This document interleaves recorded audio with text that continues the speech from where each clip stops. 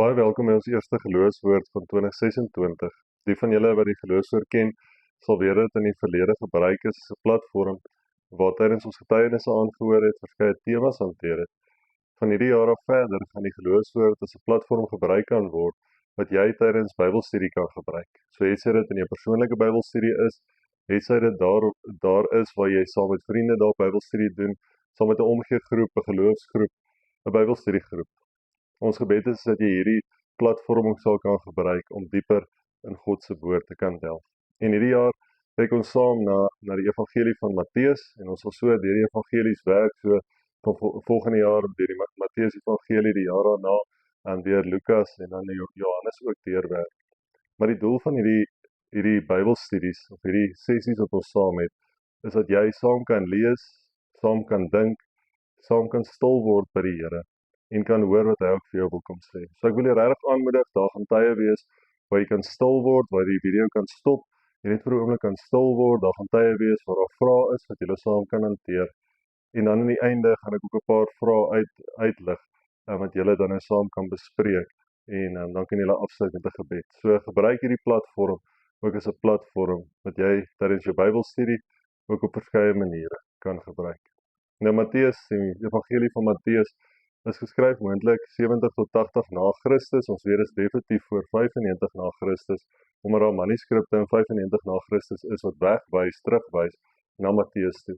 So ons kan met veiligheid sê dat dit voor dan geskryf is en die mees aanvaarde is hier tussen 70 en 80 na Christus. En is deur Matteus self, die apostel, disipel van Jesus ook geskryf en dis moontlik aan Grieksprekende Jode of die eerste lesers was moontlik Grieksprekende Jode gewees of Jode gewees wat ten minste hierdie onderskeid wou maak tussen hulle Joodse kultuur, hulle Joodse agtergrond en wat dit beteken om dan kind van God ook te wees, of volgeling van Christus ook te kan wees. En die mooiheid eintlik hier in Matteus is dat daar 'n paar dinge is wat uitgelig word. Die eerste natuurlik die koninkryk van die hemele. Die tweede is die uitleef van God se wet in ons lewens, in terme van as ons dink aan geregtigheid, dat geregtigheid ook moet geskied. Die derde is dat daar liefde en barmhartigheid moet wees onder medegelowiges, binne gemeentes, binne gemeenskappe.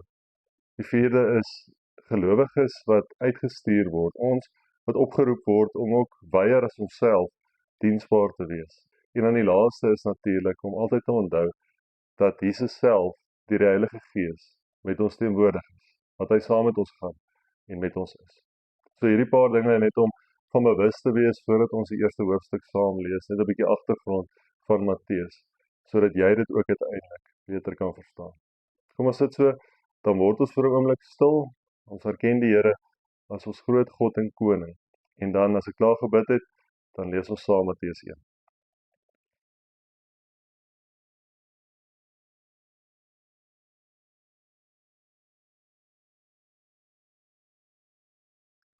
Here, ons dankie vir U wat teenwoordig is in ons lewens. Ons dankie vir U woord wat U gegee het, wat ons lei en vir ons leer van wie U is, Here. Mag hierdie reis waarop ons is, deur die woord, Here, vir ons nader aan U lei. Mag ons in elke woord wat ons lees, U stem hoor en beleef hoe die Heilige Gees ook deur ons werk en met ons werksaam is. Dankie vir elkeen wat saam luister na hierdie boodskap, elkeen wat saam lees, saam hoor, saam reageer. En dankie dat ons so op ons eie, of dalk as 'n groep saam, by mekaar rondom die woord kan wees. Seën ons waar ons ook nou vandag met Matteus begin, eerste hoofstuk van Matteus saam lees, Here. Mag U vir ons daaruit sommer net iets dieper, iets meer van U self kom openbaar. Dankie Here dat U ook met ons gaan in elke oomblik van ons lewens, in die worstelinge wat ons het, in die vreugdes wat ons beleef. In elke situasie is U daar en ons dank U daarvoor. Dankie dat U die groot koning van ons lewens is, die een is wat ons kom uitkies as U kinders. In die wonderlike, almagtige naam bid ons dit alles. Amen. Matteus 1 vanaf vers 1. Die geslagsregister van Jesus Christus, die seun van Dawid, die seun van Abraham. Abraham het Isak verwek, Isak het Jakob verwek, Jakob het Juda en sy broers verwek. Juda het Peres en Serach by Tamar verwek. Peres het Gesron verwek. Gesron het Ram verwek. Ram het Aminadab verwek. Aminadab het Nagson verwek. Nagson het Salmon verwek. Salmon het Boas by Ragab verwek. Boas het Obed by Rut verwek. Obed het Isaai verwek. En Isaai het Dawid, die koning, verwek. Dawid het Salomo by die vrou van Uria verwek. Salomo het Rehabeam verwek. Rehabeam het Abia verwek. Abia het Asa verwek. Asa het Josafat verwek. Josafat het Joram verwek. Joram het Usia verwek. Usia het Jotam verwek. Jotam het Agas verwek. Agas het Hiskia verwek. Hiskia het Manasseh verwek. Manasseh het Amon verwek. Amon het Josia verwek. En in die tyd van die wegvoering na Babylon het Josia Joachim en sy broers verwek. Na die wegvoering na Babylon het Joachim sy Altiel verwek en sy Altiel het Serubabel verwek. Serubabel het Abihud verwek. Ja, Abihud het Eljakim verwek. Eljakim het Asor verwek. Asor het Sadok verwek. Sadok het Achim verwek. Achim het Eliud verwek. Eliud het Eleazar verwek. Eleazar het Matan verwek. Matan het Jakob verwek.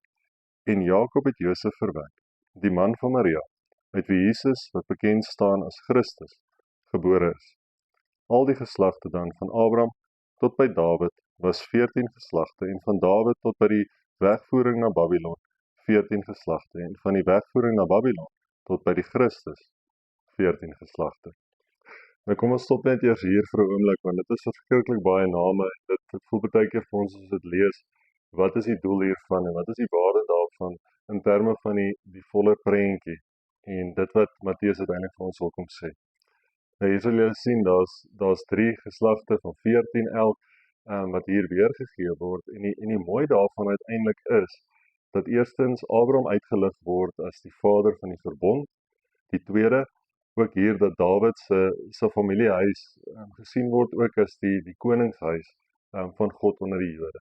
En die derde dan ook uiteindelik God se verlossing van die ballingskap, sy verlossende oordeel, as ons dit so kan noem, wat hier uitgelig word. So daarom die mooi eintlik dan nou ook van hierdie geslagte wat genoem word, maar hierdie 3 beloftes van God wat daarin ook opgesluit lê. Dis anders as Lukas, as by Lukas ook kom, Lukas wat dit andersom ook stel en sê, teruggaan van Jesus af, die geslagte terugwerk, en dan ook teruggaan tot by Adam, nie net tot by Abraham nie, maar teruggaan tot by Adam. So die mooi van hierdie geslagte eintlik is nou baie name om te lees, baie om te onthou, maar die mooi daarvan, van God se beloftes, wat ook hierin opgesluit lê. Vat so 'n oomblik, en stop die video ook hier, vat so 'n oomblik en dink na, oor hoe God jou ook al lankal, soos dat hy in hierdie geslagte, hierdie mense uitgekies het, tot by Jesus, dat hy daar kon wees. Dink vir 'n oomblik aan jou eie lewe, hoe die Here sekere goed in jou lewe laat gebeur het, mense oor jou pad gestuur het, sodat jy uiteindelik in jou lewe op die punt kan wees, waar jy ook is.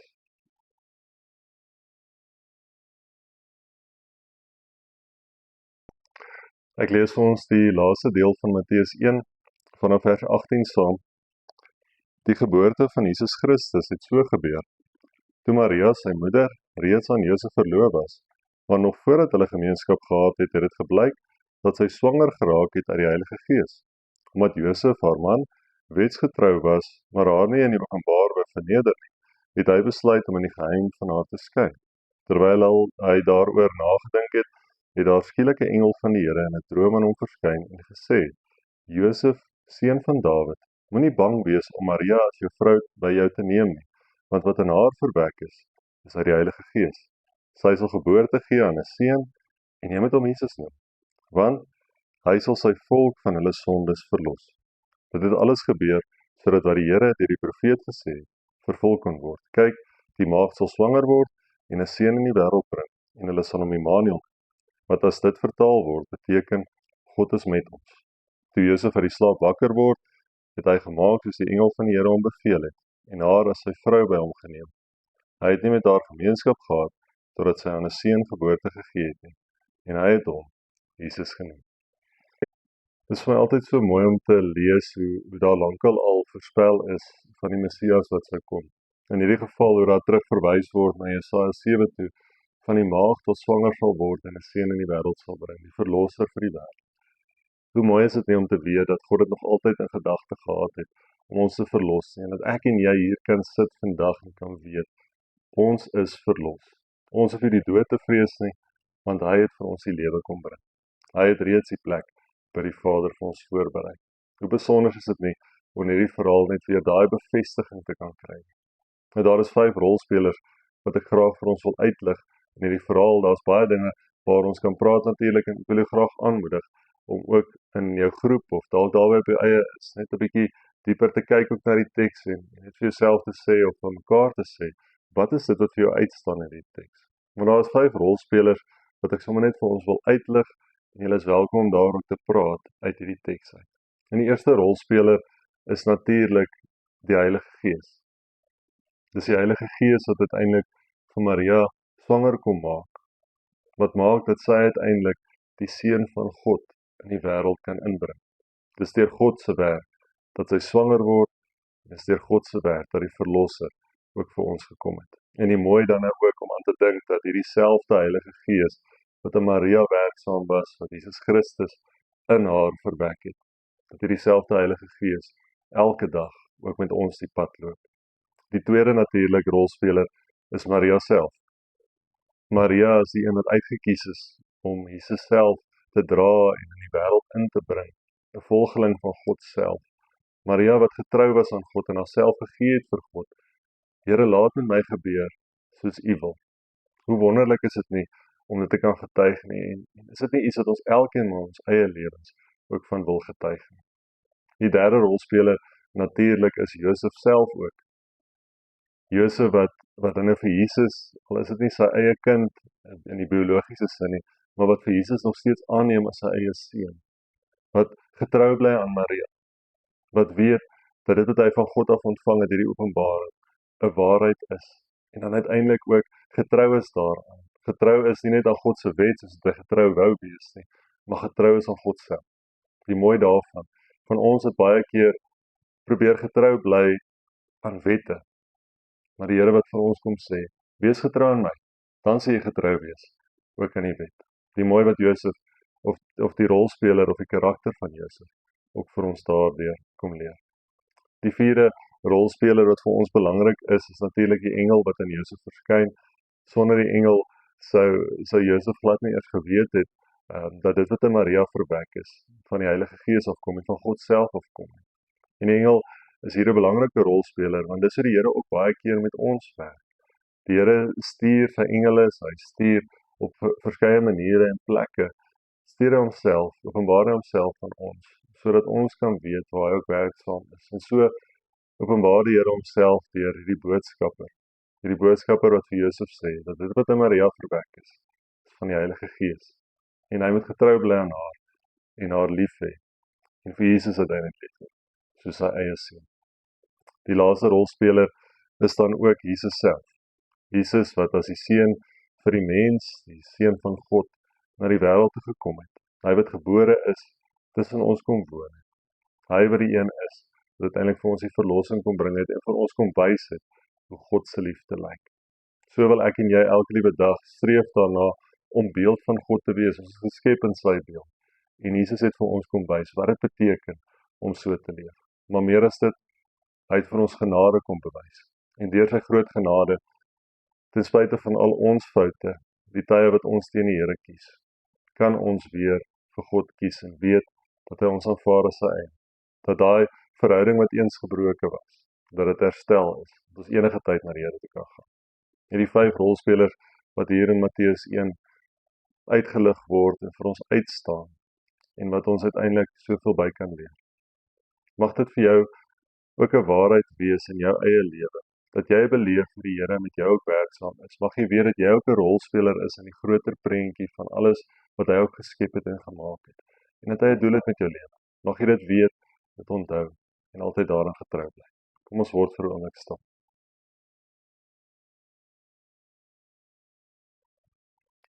Dink vir 'n oomblik na oor die Heilige Gees se werking in jou lewe, en waar jy hom al beleef het, die krag van God self, wat vir jou krag gegee het, toe jy self nie krag gehad het nie. Die krag van God self wat jou die onmoontlike laat doen het. Dink vir 'n oomblik hoe die Here jou gebruik het, soos wat hy van Maria ook gebruik het, op verskeie plekke en maniere, om sy werk te doen, om homself aan die wêreld te openbaar. Dink terug aan daardie kere, wat die Here ook vir jou die bevestiging kom bring het, dat dit wat op die oomblik gebeur, wat nou gebeur, ook dit is wat moet gebeur, soos wat hy aan Josef homself openbaar het. So openbaar hy hom aan ons ook elke liewe dag. Dink vir 'n oomblik ook aan hoe die Here self na jou toe gekom het, en vir jou net die bevestiging, die rustigheid gegee het, dat waar jy nou is waar jy ook moet wees. Dat hy met jou besig is, en dat hy in hierdie tye wat jy nie verstaan nie, dat hy daarin ook saam met jou gaan en is. En dink aan Jesus self. Dink aan wat sy verlossing vir jou beteken, en hoe sy verlossing uiteindelik vir jou die ewige lewe ook beteken. Dink aan hoe hy werksaam is, nie net rondom jou, maar ook in jou, deur jou, sodat jy die lig in die wêreld kan wees.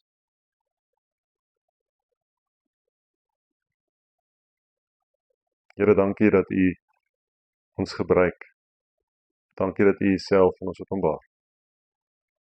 En dankie Here vir Matteus 1, waar ons net weer kon sien, kon beleef, hoe die God is wat van nog altyd af daar was en is. Dankie dat U ook aan die begin van ons lewens daar was, Here, die lewegewer self is, die skepper is van ons lewens. En dankie dat ons daarin ook kan vertrou, daarom kan vertrou, dat U ook dit wat U in ons begin het, deur ons begin het, en tyd sal voer. Lei ons, Here, om meer bewus te wees van U in ons lewens. Lei ons om U meer raak te sien. En lei ons, Here, om U meer te leef, sodat ander ook uiteindelik tot die oortuiging gaan kom. U is die verlosser, die redder van ons lewens. Dankie, Here, vir hierdie tyd. Dankie dat ons so saam kan wees. Kan weet dat U ook hier teenwoordig is, en hierdie ook gebruik tot eer en verheerliking van die wonderlike naam. Amen. Jy is welkom, of as jy in 'n groter groep is jy welkom om hierdie teks ook verder te bespreek, daaroor te praat. Maar daar is 3 vrae wat ek sommer net ook vir julle wil voorhou, en julle kan die video stop en dan die 3 vrae saam kyk, dit bespreek, dit hanteer, en dan kan julle self in die groep, of as jy alleen is, net self afsluit by die Here stil word. Die eerste vraag gaan eintlik terug na dit wat ons heel eers gelees het. En dit is, wat beteken God se verbond vandag nog vir jou? Die tweede vraag, hoe kies die Here jou uit om diensbaar te wees in hierdie wêreld? Soos wat hy vir Maria, vir Josef, en uiteindelik ook, as ons teruggaan vir Dawid, vir Moses, vir Abraham, almal uitgekies het. Hoe kies die Here jou uit om diensbaar te wees? Met ander woorde, waar kies hy jou om diensbaar te wees? En dan die derde vraag, hoe is God se verlossing deur Jesus Christus in jou lewe, elke dag 'n werklikheid? Dis 'n seën wat ons baie hoor, maar dis 'n seën wat so kosbaar is om te kan hoor. So mag jy die seën van die Here ook nou ontvang, en weet dat hy as God die Vader in sy liefde, as God die Seun in sy genade, en as God die Heilige Gees in sy gemeenskap met jou is en bly. Amen.